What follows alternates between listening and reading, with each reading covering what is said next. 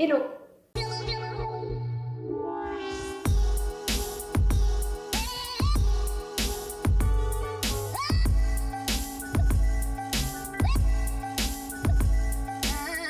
Peut-être que tu m'as déjà vu et peut-être même que tu es ici parce que je t'ai proposé de venir sur cette chaîne.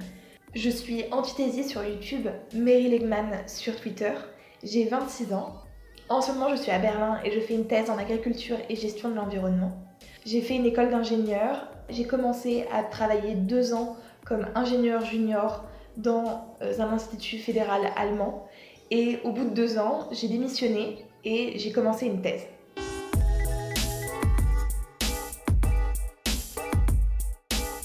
Le mascaret est une vague qui se forme à l'embouchure des fleuves, notamment à marée montante. Et comme j'ai une formation d'ingénieur hydraulique, je trouvais ça rigolo et à la fois symbolique de reprendre quand même un concept hydraulique pour faire ma chaîne de sciences. Mais mis à part ça, c'était juste qu'il fallait trouver un nom et je trouvais que le mascaret, ça sonnait bien.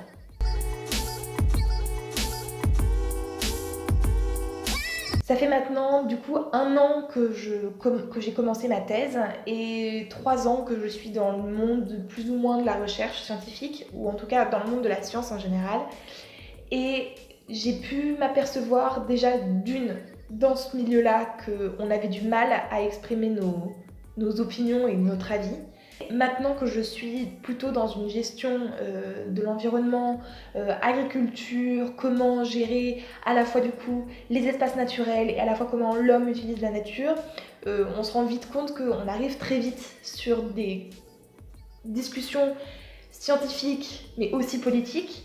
Tout cet environnement-là m'a quand même du coup fait prendre conscience qu'il faut à un moment que les scientifiques se positionnent sur l'échiquier, en tout cas, alors pas forcément politique, quoique ça dépend quelle définition on met sous le terme politique, mais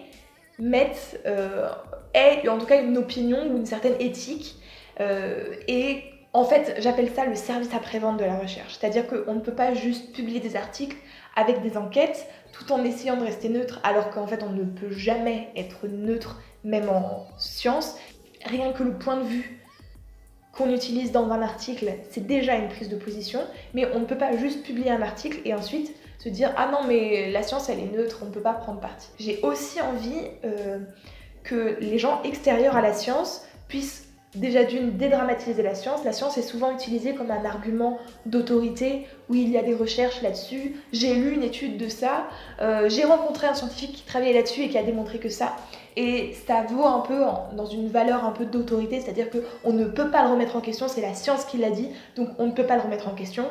Je vais passer tous les exemples historiques qui montrent que en fait, si la science a été remise en question, et encore maintenant, même quand on est dans le milieu de la science, au final, la remise en question de la science, c'est quelque chose qu'on fait tous les jours dans le milieu scientifique, mais dans les milieux extérieurs, on a l'impression que ça sort de la machine scientifique et c'est gravé dans le marbre.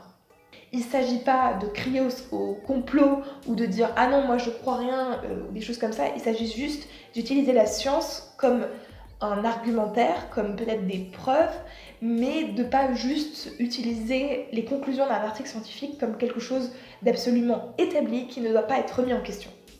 J'ai mis longtemps avant de me décider à ouvrir une chaîne scientifique, syndrome de l'imposteur, etc. Mais pour ça, je te propose de me suivre sur Antithésy si tu ne le fais pas déjà. C'est là-bas que je parle un peu de développement personnel, mind positive, body positive, etc.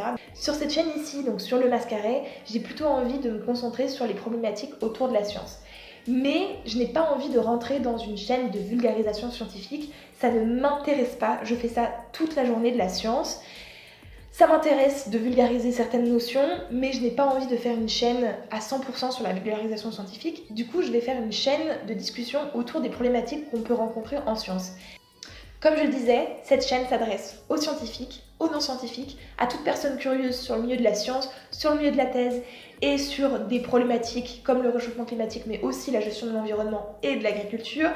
Au niveau du langage sur cette chaîne, je vais probablement être avec l'anglais et avec le français, ça dépendra un peu de comment je le sens et aussi de à qui je m'adresse principalement. N'hésitez pas si vous avez des questions à mettre en commentaire, à soulever des discussions, ça pourra peut-être faire l'objet d'une vidéo dans le futur.